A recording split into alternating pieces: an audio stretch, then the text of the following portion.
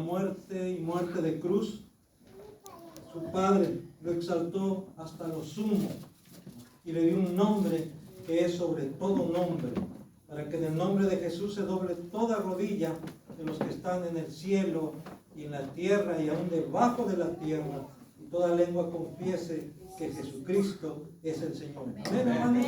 Nosotros confesamos que Él es nuestro Señor, que Él es nuestro Salvador. Y es que solamente hay un nombre debajo del cielo dado a los hombres en el cual podamos ser salvos. Y ese nombre es precisamente el nombre de nuestro Señor y Salvador Jesucristo. Pues en ese nombre, hermanos, vamos a abrir la palabra del Señor allá en Éxodo, capítulo 1.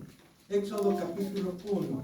Hoy vamos a iniciar el estudio del libro de Éxodo, nada más para aquellos que están empezando a seguirnos en la transmisión de este servicio, los domingos a mediodía. Hemos tratado de estudiar, de exponer la Escritura, empezando desde el libro de Génesis.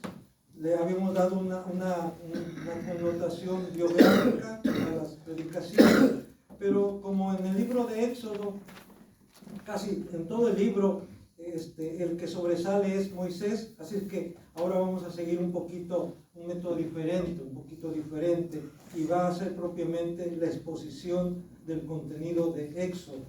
Éxodo, como ustedes saben, significa salida, pero este título se le dio en la traducción del hebreo al griego, en lo que se le conoce como la traducción de los 70, la Septuaginta. Pero en el hebreo, los libros de la Biblia comienzan con las primeras palabras. En este caso, en el hebreo y estos son los nombres. Así empieza en la Biblia hebrea, y estos son los nombres. Esto pone de manifiesto entonces la continuidad que hay entre Génesis y Éxodo. Diríamos que es la misma historia, es la historia sagrada, es la historia del pueblo de Dios. Hay una serie de libros, son 5 tomos, se llama El pueblo de la promesa. Y me gustan esos libros porque precisamente empiezan desde Génesis hasta concluye con Apocalipsis, pero haciendo resaltar esa secuencia, ese hilo del pacto que Dios estableció desde Adán. Después lo ratifica con Abraham, ¿verdad? Y así sucesivamente. Por eso podemos decir que la iglesia, primero el pueblo de Israel, luego la iglesia, somos el fruto, somos el resultado de ese pacto que Dios estableció con el hombre, del pacto de gracia.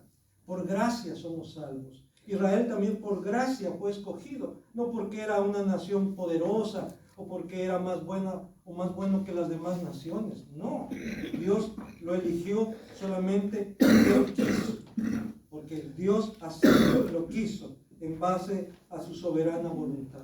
Y también tú y yo, hermano, hermana, hemos sido elegidos en base a la soberana gracia de Dios. Por gracia somos salvos, por medio de la fe, dice, y esto no es de nosotros, pues es don de Dios. Debido al tiempo, no voy a dedicar mucho a lo que es la introducción al libro de Éxodo, pero sí quiero mencionar algunos detalles importantes antes de entrar al estudio del capítulo 1 de Éxodo. Siempre es bueno ubicarnos, como dicen por ahí, en el contexto inmediato, en el contexto mediato, en el contexto general de las Escrituras. Y en este caso, pues, no podemos ignorar que, para empezar, Éxodo fue escrito por Moisés, igual que Génesis, igual que Levítico, Números y Deuteronomio. Es lo que se le conoce como el Pentateuco, los 5 libros escritos por Moisés. Así que el autor es Moisés, inspirado por el Espíritu Santo. Así es que podemos decir que Moisés es el autor con minúsculas, pero el autor con mayúsculas es Dios mismo.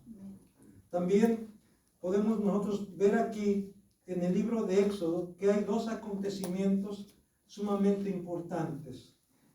Y digo que son sumamente importantes porque más adelante en los salmos y en los profetas se hace referencia a ellos. ¿Cuáles son esos dos acontecimientos registrados en el libro de Éxodo? Pues uno de ellos es la liberación de la esclavitud de Egipto por parte de Dios a través de Moisés.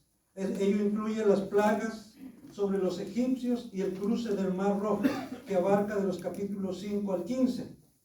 Y el otro evento que también fue de suma importancia para el pueblo de Israel, que marcó, diríamos nosotros, su existencia, es la expedición de la ley en el monte Sinaí, así como su ratificación, la ratificación del pacto por parte del pueblo, y abarca del capítulo 19 al 24 de Éxodo.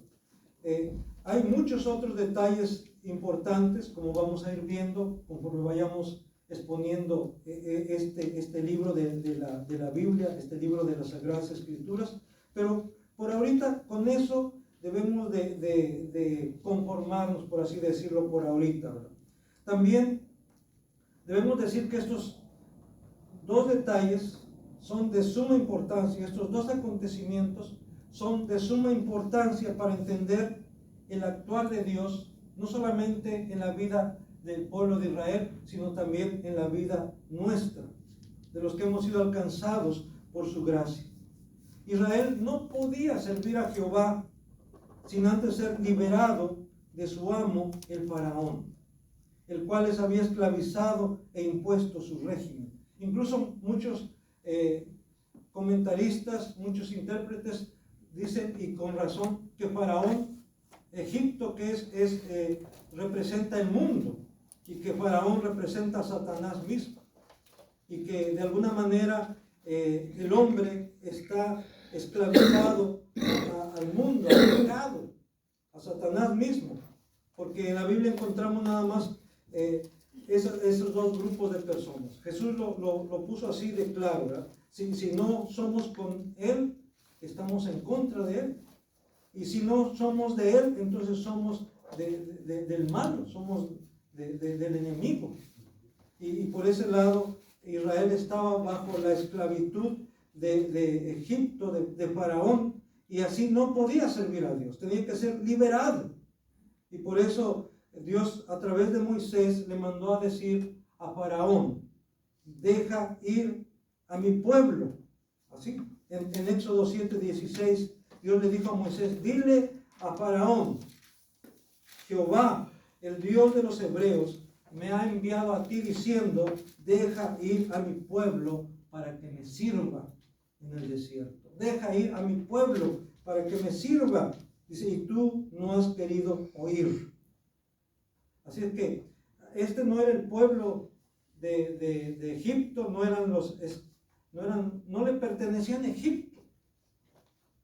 Malamente Egipto se había apoderado de ellos, los había sometido, los había esclavizado, pero ese pueblo era el pueblo de Dios, porque era la descendencia de Abraham. Y Dios le había prometido a Abraham una gran descendencia, y que también lo ratificó con Jacob o con Israel. Era el pueblo de Dios, y Dios lo deja bien claro ante Faraón. Y Dios no iba a permitir que su pueblo continuara en esa situación de esclavitud, de servidumbre a un régimen autoritario. Y esto, hermanos, nos recuerda a nosotros también que nosotros hemos sido liberados del pecado. Dice en Romanos 6:18, y liberados del pecado, vinisteis a ser, ¿qué? Siervos de Dios, siervos de Cristo, siervos de la justicia, dice ahí. Y vinisteis a ser siervos de la justicia.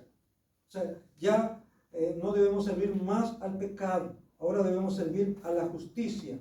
Ya no debemos practicar más el pecado, debemos practicar la justicia, porque para eso fuimos liberados, para eso fuimos rescatados. También el apóstol Pedro, ahí en su primera carta, en el capítulo 2, versículo 16, dice: como libres, pero no como los que tienen la libertad para hacer lo malo, sino como siervos de Dios.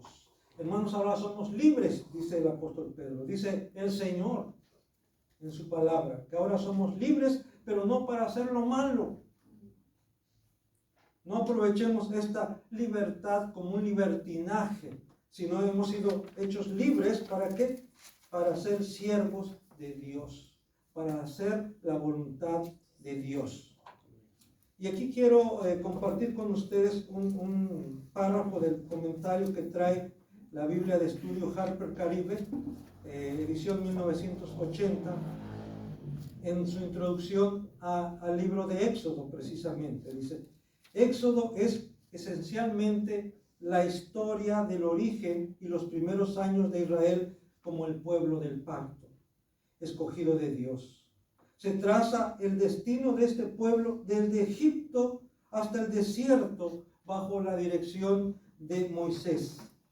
En sus páginas se expone el desarrollo de la nación de Israel como teocracia, sistema de gobierno en el que Dios es rey, principios morales y espirituales que por siglos han sido característicos de la fe cristiana, tienen su fundamento en el Éxodo.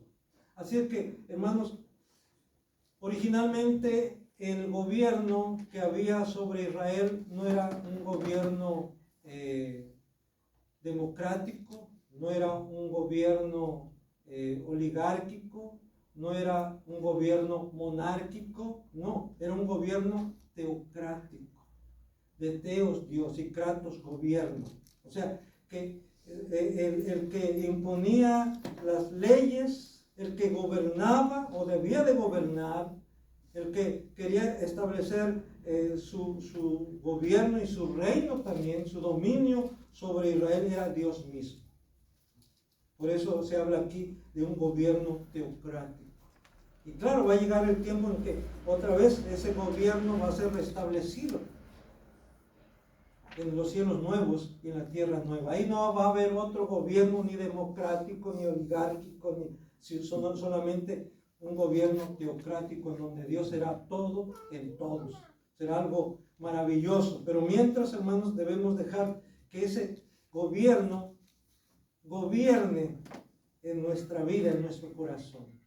Que ese Rey de reyes y Señor de señores, que es nuestro Señor Jesucristo, sea nuestro Rey, sea mi Rey, sea tu Rey, sea tu Señor, porque es lo que a eso ha venido, para ser Señor de los que viven y aún de los que han muerto. Y bien, después de esta breve introducción, vamos a entrar ya a lo que es la exposición del capítulo 1 de Éxodo. Voy a pedir que mantengan sus Biblias abiertas ahí. Y encontramos en el libro de Éxodo, primeramente, la importancia de los nombres para Dios. Ahí en el versículo 1, le voy a dar lectura. Dice: estos son los nombres de los hijos de Israel que entraron en Egipto con Jacob. Cada uno entró con su familia. Estos son los nombres. Y luego vienen los nombres, por supuesto, dice Rubén en el versículo 2 en adelante. Rubén, Simeón, Leví, Judá, Isaacar, Zabulón, Benjamín, Dan, Neptalí, Gad y Aser. Dice, todas las personas que le nacieron a Jacob fueron 70 y José ya estaba en Egipto. Así es que ahí vemos la importancia que tienen los nombres para Dios. De tal manera que esto pone en evidencia qué importantes son las personas para Dios. ¿Qué tan importante eres tú? Ahora escuchamos a través de la propaganda que se hace de algunas compañías que quieren cautivarte, que quieren seducirte, ¿verdad? Con sus productos, y te dicen que tú no eres un nombre, tú no eres un número, tú eres un nombre, ¿verdad? Pero, ¿saben? Para Dios con mayor razón, tú no eres un número, no eres una estadística. Para Dios tú eres alguien importante, alguien que tiene un nombre. Él te conoce por nombre. Si Él conoce a las estrellas por nombre, que son millones y millones, ¿cómo no te va a conocer a ti, mi hermano, mi hermana? Él te conoce por nombre. Y no solamente nos conoce por nombre, sino dice que Él mismo, ahí en Apocalipsis 2:17, que Él mismo nos dará un nuevo nombre. Un nuevo nombre. Yo sé que hay la idea general de que hay que ponerle el nombre al niño de cuando nace, el que viene en el calendario, ¿verdad? Esa era la costumbre, sobre todo antes. Ahora no, ahora ya ni siquiera del calendario, ahora de la novela o de la serie o que esté de moda, ¿verdad? De ahí sacan el nombre, ¿no? Y hay nombres muy, muy raros, muy extraños, ¿verdad? Pero antes la costumbre era eso, de que se tomaba en cuenta el nombre o los nombres que venían en el calendario y ese le ponían al niño o a la niña. Y algunos pues no están muy contentos con ese nombre que les pusieron. Pero quiero decirles que Dios tiene un nombre especial para ti. Y ese nombre, como dirían por ahí, te va a encantar cuando lo sepas. Y no solamente eso, en la Escritura encontramos algo que va más allá. Dice que Jesús mismo va a confesar tu nombre. No el nombre que tienes ahorita, sino ese nombre nuevo que Él te va a dar. Va a confesar tu nombre delante de su Padre y delante de sus ángeles. Dice ahí en Apocalipsis capítulo 3, versículo 5. ¿No es esto maravilloso? Que Él no se va a avergonzar de nosotros. Al contrario, nos va a presentar con su Padre. Claro que el Padre ya nos conoce, pero Él lo va a hacer, como diríamos, con orgullo, decir, este es mi hijo. Y no solamente ante su Padre, sino también ante los ángeles, va a presentarnos con nombre.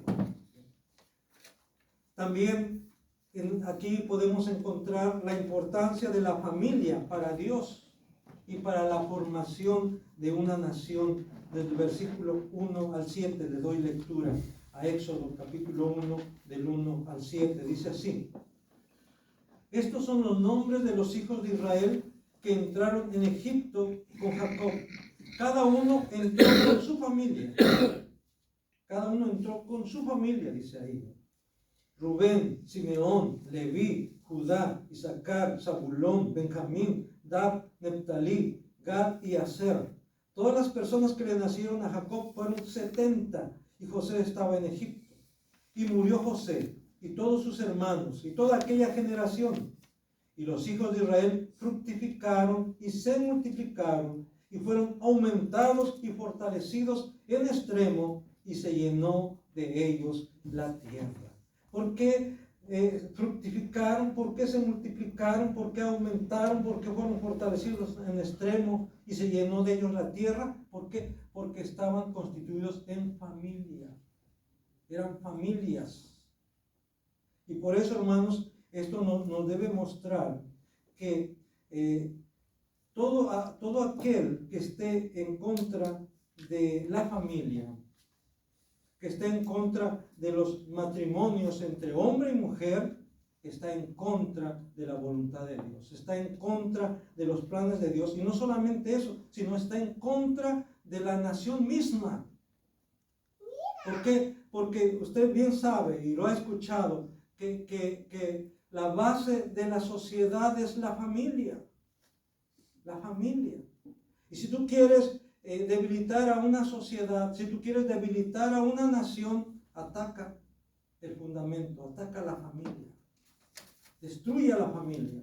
Es lo que está haciendo Satanás.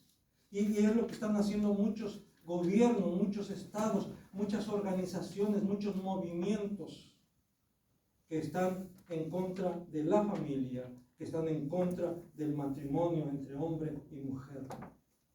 Y qué triste es que a veces nuestros gobernantes no se dan cuenta que hay detrás de todo esto. Quienes están, que quede claro, yo no soy conspiracionista, pero sí puedo percibir, como muchos de ustedes también, que detrás de todo esto hay fuerzas, hay organizaciones, hay poderes a nivel mundial que están teniendo control aún no solamente de los recursos, sino aún de la población también. Y no quiero entrar en más detalles, ¿verdad? Porque no sé que nos corten la transmisión del video. Pero sí es real esto, hermanos. La Biblia dice claramente que el mundo está bajo el maligno. Es verdad también que la Escritura dice que el Señor tiene autoridad en el cielo y en la tierra. Pero hay esa lucha, hermanos. Esa lucha, aunque sabemos quién es el que va a vencer al final, pero mientras hay esa lucha entre el bien y el mal, entre el enemigo de Dios y el poder de Dios, el gobierno de Dios. Satanás se resiste, aunque ya ha sido derrotado, aunque ya ha sido vencido en la cruz, porque así lo dice claramente la Escritura. Sin embargo, todavía está presentando batalla, todavía está presentando lucha, todavía trata de obstruir, de estorbar a los planes de Dios, todavía trata de hacer caer a los hijos y a las hijas de Dios. Dice que Satanás anda como león rugiente alrededor, buscando a quien devorar. Eso es real. Entonces, por eso, hermanos, Dios aquí nos muestra cuán importante es la familia, la importancia de la familia para Dios y para la formación de una nación fuerte. Queremos una nación fuerte, necesitamos familias fuertes. Y el enemigo lo sabe. Y esas poderes o instituciones que quieren tomar el control de la economía, de todo, ¿verdad? También lo saben. Y por eso están atacando la base de la sociedad, la base de las naciones, la familia. El Señor hace pacto con individuos y con su familia. No solamente es con un individuo, con una persona, sino con su familia también. Y así rápidamente, hermanos, vamos a buscar, por ejemplo, cómo Dios hace un pacto con Noé y sus hijos en Génesis capítulo 9, versículo 8 y 9. Le doy lectura a Génesis capítulo 9, versículo 8 y 9. Dice, y habló Dios a Noé y a sus hijos con él, diciendo, he aquí que yo establezco mi pacto con vosotros y con vuestros descendientes después de vosotros. Dios hace pacto entonces no solamente con individuos, sino también con su descendencia, con su familia. Con Abraham también, ahí en el capítulo 17 de Génesis, versículo 7, dice, y estableceré mi pacto entre mí y ti, y tu descendencia después de ti en sus generaciones, por pacto perpetuo, para ser tu Dios y el de tu descendencia después de ti. Fíjense qué hermoso es esto, que Dios quiere ser no solamente tu Dios, que no solamente quiere ser mi Dios, sino quiere ser también el Dios de tu descendencia, el Dios de tus hijos, de tus hijas, de tus nietos, de tus nietas, de tus bisnietos, de tus tataranietos, porque Él hace pacto con las familias también, con los hombres y con sus familias, con las mujeres y con sus familias, con David y su descendencia también. Ahí me imagino que ahí me equivoqué en cuanto a la cita bíblica, pero en el libro de los Salmos dice que Dios va a hacer un pacto, que Dios ha hecho un pacto con David y con su descendencia después de él, de tal manera que no va a faltar alguien en el trono, y que aun aunque sus hijos se le dejaran, aunque sus hijos se desviaran, aunque dice, yo voy a mantenerme fiel, dice Dios. Yo no me voy a olvidar del pacto, yo no me voy a olvidar de ellos. Y hermanos, es lo que hemos experimentado nosotros también. Hemos experimentado la fidelidad de Dios, aunque a veces nosotros hemos sido infieles, aunque nosotros a veces hemos fallado, Él ha permanecido fiel, porque Él es fiel, Él no puede negarse a sí mismo. La fidelidad es algo que caracteriza a Dios. A lo mejor no nos caracteriza a nosotros, pero a Dios sí. Dios es un Dios fiel, fiel al pacto, el pacto hecho con Abraham, al pacto hecho con David, al pacto hecho contigo también, cuando tú le aceptaste como tu Señor y Salvador, como padre, como madre. Dios dijo, yo quiero ser tu Dios y el de tu descendencia después de ti. Así es que debemos de recordar esto, hermanos, siempre. Dios es fiel, fiel con nosotros y fiel con nuestra descendencia. También encontramos aquí en el libro de Éxodo, volviendo al capítulo 1 de Éxodo, la estrategia del enemigo para impedir el crecimiento del pueblo de Dios. Ya comentamos un poquito antes, nos adelantamos un poquito, pero ahora vamos a ver en detalle cómo el enemigo tiene estrategias para impedir el crecimiento del pueblo de Dios, para impedir la consolidación del pueblo de Dios, el fortalecimiento del pueblo de Dios. Vamos a ver ahí, dice del versículo 8 al 14, entre tanto se levantó sobre Egipto un nuevo rey que no conocía a José y dijo a su pueblo: he aquí el pueblo de los hijos de Israel es mayor y más fuerte que nosotros. Ahora pues, seamos sabios para con él, para que no se multiplique y acontezca que viniendo guerra, él también se una a nuestros enemigos y pelee contra nosotros y se vaya de la tierra. Entonces pusieron sobre ellos comisarios de tributos que los molestasen con sus cargas, y edificaron para Faraón las ciudades de almacenaje, Pitón y Ramesés. Pero cuanto más los oprimían, tanto más se multiplicaban y crecían, de manera que los egipcios, dice, temían a los hijos de Israel.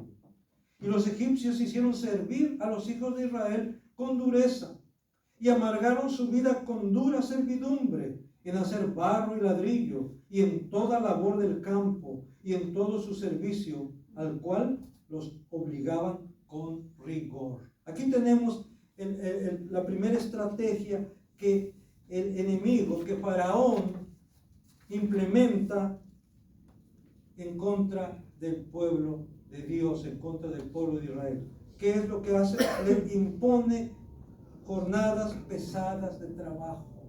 Jornadas pesadas de trabajo. De esa manera no iban a tener tiempo ni para convivir como familia, no iban a tener tiempo para dedicar su devocional a Dios, su tiempo para con Dios. ¿Por qué? Porque los sobrecargaron de trabajo, los sobrecargaron de actividad. No iban a tener tiempo para reunirse, para hacer un culto a Dios. ¿Por qué? Porque tenían que estar ocupados los 7 días de la semana. No sé cuántas horas. Todavía en siglos pasados hay evidencias de que los trabajadores trabajaban 18 horas diarias. Eso ahora, el logro de que trabajen 8 es un gran logro, pero todavía en el siglo XVIII, no sé si a principios del siglo XIX, no sé, no tengo yo la información, pero los trabajadores trabajaban 18 horas diarias. ¿Qué tiempo tenían para descansar? ¿Qué tiempo tenían para la familia? Entonces aquí en el caso de Israel no sabemos cuántas horas trabajaban, pero seguramente, como se dice en el sur, seguramente de sol a sol. Y no había en ese tiempo días de reposo. Los 7 días de la semana tenían que trabajar. Y de esa manera, como dije antes, esa fue la estrategia. Dice, ¿para qué? Para que no se sigan multiplicando, para que no se sigan fortaleciendo. Les imponen cargas. ¿Qué está pasando actualmente en el mundo? ¿Qué está pasando en la sociedad? ¿Qué está pasando en nuestros sistemas ahora? Lo mismo, hermanos. Lo mismo, imponer mucho trabajo para que puedan salir adelante con sus gastos. Y hay quienes tienen dos turnos, tienen que trabajar 2 turnos. ¿Dónde está el tiempo para convivir como familia? ¿Dónde está el tiempo que puedes dedicar a leer la palabra, a orar? Alguien decía, pues tenemos que sacrificar parte de nuestro tiempo para dormir.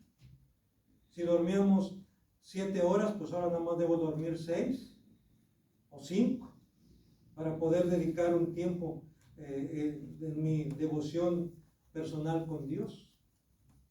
Pero es parte de la estrategia del enemigo sobresaturar de actividades, de trabajo a las personas. Y más también si por otro lado te están bombardeando en que tú necesitas esto y necesitas lo otro, y entonces si quieres aquello que te están vendiendo, que te están anunciando, pues tienes que trabajar para que lo puedas adquirir, y nos volvemos también una sociedad consumista. Y es algo que no podemos a veces sustraernos. Nos dejamos llevar por esa corriente de consumismo. Deberíamos de ser consumismo, dicen por ahí, consumismo pantalón y sumismo suéter, ¿verdad? Sí. Pero bueno, la otra estrategia que implementa el enemigo aquí, y lo vemos, es un programa de control de la natalidad. Esto no es nuevo, hermanos. El control de la natalidad por parte de los que están en el poder se daba desde hace 3.500 años atrás, desde hace 4.000 años atrás. Y aquí se pone en evidencia, dice el versículo 15 al 21. Y habló el rey de Egipto a las parteras de las hebreas, una de las cuales se llamaba Cifra y otra Púa, y les dijo: cuando asistáis a las hebreas en sus partos y veáis el sexo, si es hijo, matadlo, y si es hija, entonces viva. Pero las parteras temieron a Dios y no hicieron como les mandó el rey de Egipto, sino que preservaron la vida a los niños. Y el rey de Egipto hizo llamar a las parteras y les dijo: ¿por qué habéis hecho esto, que habéis preservado la vida a los niños? Y las parteras respondieron a Faraón: porque las mujeres hebreas no son como las egipcias, pues son robustas y dan a luz antes que la partera venga a ellas. Y Dios hizo bien a las parteras, y el pueblo se multiplicó y se fortaleció en gran manera. Y por haber las parteras temido a Dios, Él prosperó sus familias. Otra vez aparece ahí la familia, las familias. Dios prospera a las familias cuando estas familias hacen la voluntad de Dios y no la voluntad de Faraón. Y vemos aquí otra vez cómo se implementa ese programa de control de la natalidad. Vieron que no estaba rindiendo mucho esto de sobrecargarlos de trabajo. Dijo: pues bueno, hay que el plan B. Y el plan B es que, pues, controlar la natalidad. Y lo hace a través de las parteras, que diríamos nosotros era las geriatras de ese, no, perdón, pediatras de ese tiempo, ¿verdad? Las geriatras son para los abuelitos, dice: si es niño, si se va a aliviar la mujer hebrea, si es niño, mátenlo, abórtenlo. Ahí está, hermanos, el aborto oficial, por decreto oficial. Mátenlo. Si es niña, déjenla vivir. ¿Por qué? Aquí hay un doble plan, aquí hay un doble propósito.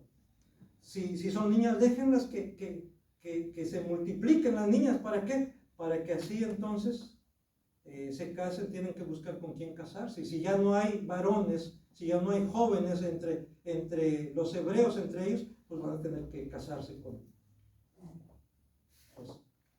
egipcios, con nuestros jóvenes.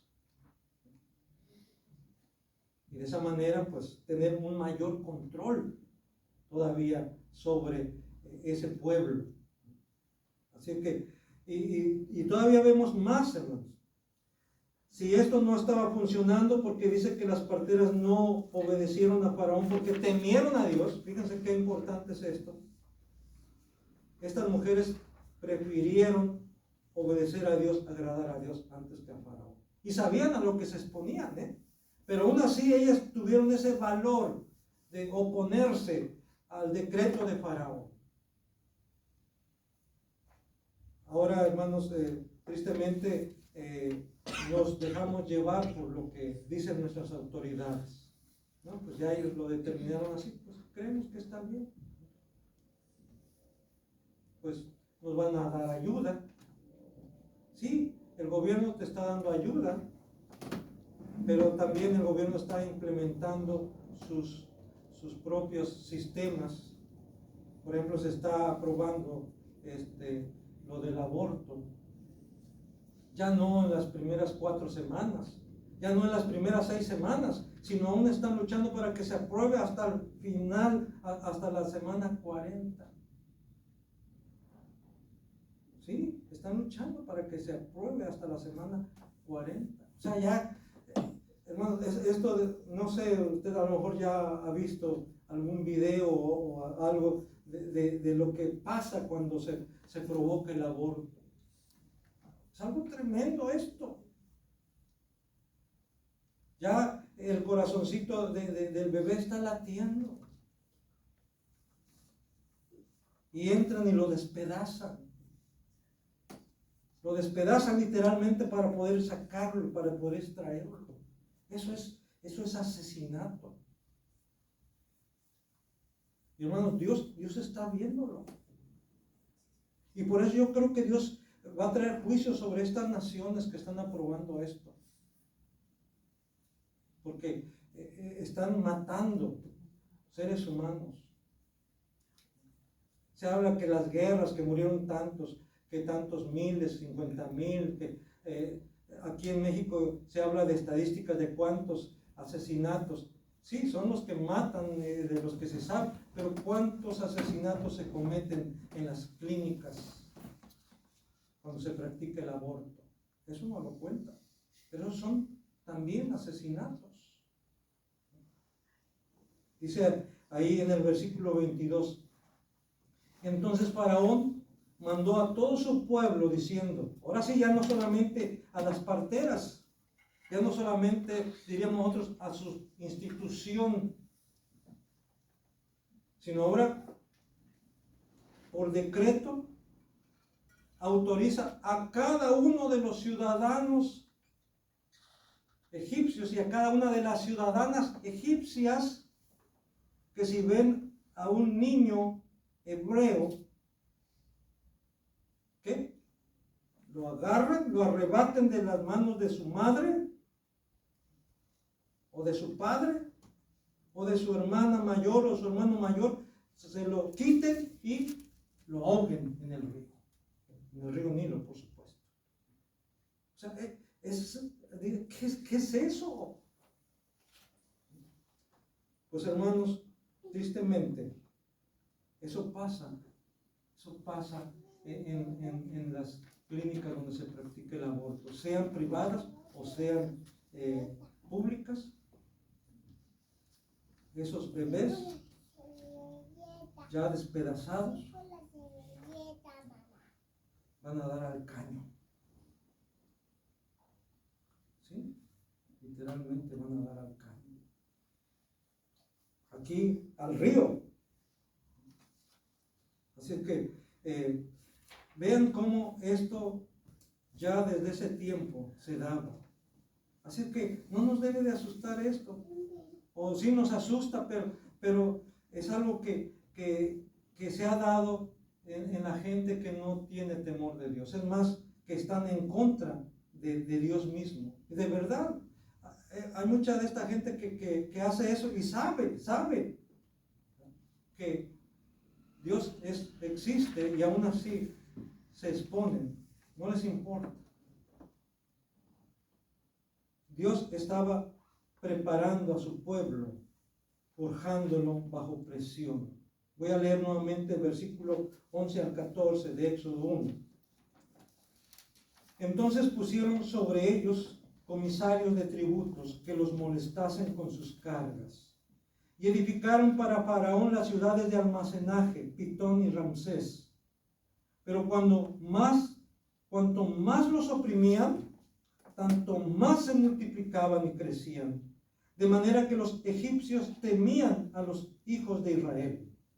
Y los egipcios hicieron servir a los hijos de Israel con dureza y amargaron su vida con dura servidumbre en hacer barro y ladrillo, y en toda labor del campo, y en todo su servicio, al cual los obligaban con rigor. Quiero volver a leer ahí el versículo 12. Pero cuanto más los oprimían, tanto más se multiplicaban y crecían, de manera que los egipcios temían a los hijos de Israel. ¿Por qué crecían? ¿Por qué se multiplicaban? Porque Dios estaba con ellos. Aunque más adelante dice que Dios se acordó, los vio y se acordó, pero Dios, hermano, nunca ha estado ausente, Dios nunca se ha olvidado, Dios no pierde la memoria en ningún momento. Es una manera de expresar y decir que cuando el pueblo de Dios clama a Él, Dios responde. Dios no está lejos de nosotros. Él está en medio de nosotros. Él está con nosotros. Así lo dice la Escritura, así lo dice su palabra. Y a través de esta situación, hermanos, Dios está forjando el carácter de su pueblo. Así como se forja el hierro sobre el yunque, al calor del fuego y al golpe del martillo. O como se forman los diamantes bajo mucha presión y mucho calor. A lo mejor ya ha leído sobre cómo se han formado los diamantes. Bajo mucha temperatura, bajo mucho calor y bajo mucha presión. Así se forman los diamantes. Es el material más duro en cuanto a piedras, ¿verdad? Que se conoce en cuanto a piedras preciosas. Es lo que estaba haciendo con su pueblo. Bajo mucha presión, porque lo estaba formando, lo estaba, como dicen por ahí, forjando. A veces Dios permite también que pasemos por situaciones extremadamente difíciles, como individuos, como familia, o aún como nación. ¿Para qué? Para formar nuestro carácter. Ahorita hay mucho, que fueron las elecciones en Estados Unidos, ¿verdad? Que ganó Donald Trump. Dicen, ¿qué va a pasar? Y hay mucha incertidumbre y muchos, no querían. Bueno, yo creo que Dios está cumpliendo su voluntad y su propósito ahí. Igual aquí en México, ahora que ganó la señora Claudia Sheinbaum, la doctora Claudia Sheinbaum, igual también. ¿Qué tiene Dios para nuestro país? ¿Qué tiene Dios para Estados Unidos? Bueno,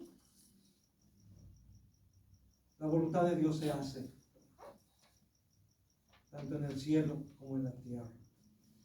Y yo creo que de alguna manera esto va a servir para apoyar a los Estados Unidos, para apoyar también a nuestro país, a nuestra nación.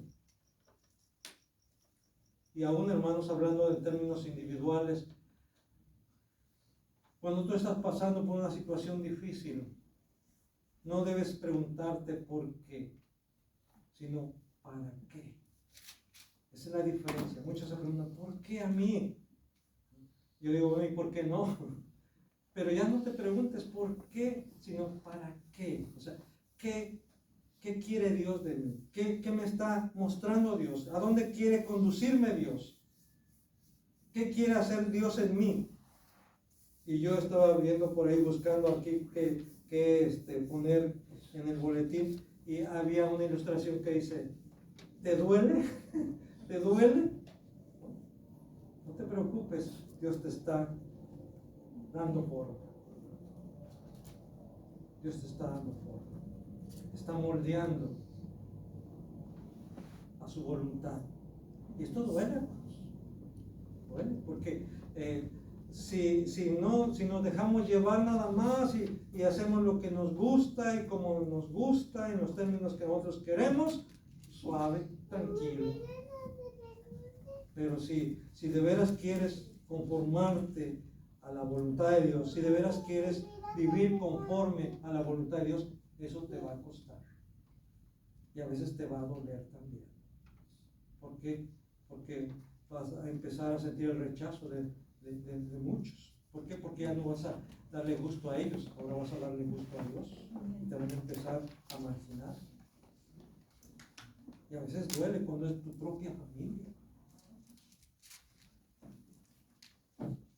Pero recuerda, Dios está formando su carácter en ti. Y Dios está haciendo algo de ti, algo precioso, algo valioso. Si ya de por sí eres valiosa, si ya de por sí eres precioso, preciosa, pues cuando Dios termine su obra en ti, serás todavía mucho más precioso, mucho más preciosa de lo que eres ahora. Por eso dice Dios mismo en su palabra, en este caso, el salmista ahí en el Salmo 66:10, tú, oh Dios, nos has puesto a prueba, nos has purificado como la plata. El apóstol Pedro dice que si el oro que es perecedero tiene que ser probado con fuego, cuanto más nuestra fe, hermanos, que es mucho más valiosa que el oro, tiene que ser probada también. Y dice en Romanos 8:28, es un texto que usted conoce muy bien, o debiera conocer, debiera tener siempre en su mente y en su corazón, que dice Romanos 8:28, y sabemos que los que aman a Dios, todas las cosas les ayudan a bien. Cuando dice todas las cosas, hermanos, aún las cosas malas que pasan en tu vida, si tú amas a Dios, si tú eres fiel a Dios, Dios va a tornar eso malo en algo bueno. José, hermanos, es el mayor ejemplo de ello. Sus hermanos pensaron mal en contra de él, sus hermanos le hicieron mal, allá también la mujer de Potifar hizo mal en contra de él, fue a parar a la cárcel, todo, parecía que todo estaba en contra de él. Y luego como Dios todo eso malo lo tornó en algo bueno. ¿Por qué? Porque él fue fiel a Dios. Porque él no se dio ante el mundo, no se dio ante la tentación, no se dio ante la venganza, no se dio ante el rencor, el resentimiento. Y por eso Dios lo bendijo, por eso Dios lo prosperó, por eso Dios lo puso en esa posición tan elevada, siendo el segundo después de Faraón, el segundo hombre más poderoso en el imperio más poderoso del mundo en ese tiempo. Pero no fue por sus méritos, fue porque Dios lo fue colocando en esa posición. Pero sí hay que reconocer por su fidelidad. Esto es muy importante, hermanos. El Señor dice, yo honro a los que me honran. Si tú quieres ser honrada, si tú quieres ser honrado, en el sentido de ser reconocido, de ser reconocida, honra a Dios. Y Él se va a encargar de que tú seas reconocido, de que tú seas reconocida, de que tú seas honrado, de que tú seas honrada. Y sabemos que a los que aman a Dios, todas las cosas les ayudan a bien. Esto es, a los que conforme a su propósito son llamados. Y hermano y hermana, tú debes tener también esa certeza de que Dios te ha llamado. Y que Dios va a hacer que todo lo que pase en tu vida va a tornarlo para tu bien, sobre todo para tu salvación, para que te reafirmes en Dios, para que seas confirmada en Dios y de esa manera tú puedas gozarte en esa salvación tan grande que Dios ha provisto por medio de nuestro Señor y Salvador Jesucristo, a quien pertenece la honra y la gloria ahora